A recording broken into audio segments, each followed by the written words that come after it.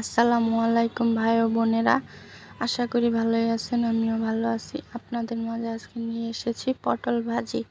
পটলগুলো ভালো করে আঁচড়ে নিয়েছি এবং 2 ভাগ করে কেটে নিয়েছি সবগুলো পটল দেখুন, এবং উপর দিয়ে একটু একটু করে আঁচড়ে দিয়েছি। আঁচড়ে দেওয়ার পর দেখুন পটলগুলো কেমন দেখতে। এগুলো আমি ভালো করে ধুয়ে নেব।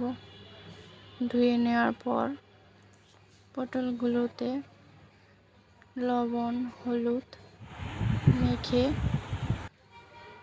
তেলে ভেজে নেব।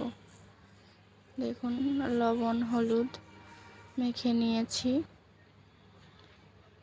এখন আমি কড়াইতে তেল দিয়ে পটলগুলো সব দিয়ে দিব। দেখুন পটলগুলো তেলে দিয়ে দিয়েছি। এখন পটলগুলো হয়ে গেছে। এক পাশে আরেক পাশে উল্টে দিচ্ছি। একটা একটা করে উল্টে দেওয়ার পর দেখুন ভালো করে পটলগুলো হয়ে গেছে এবং লাল লাল হয়েছে। এখন পটলগুলোতে আমি একটু মরিচের গুঁড়া এবং একটু পেঁয়াজ রসুন বাটা দিয়ে তেলের মধ্যে দিয়ে পটলগুলো সব একসঙ্গে নেড়ে চেড়ে ভেজে নেব।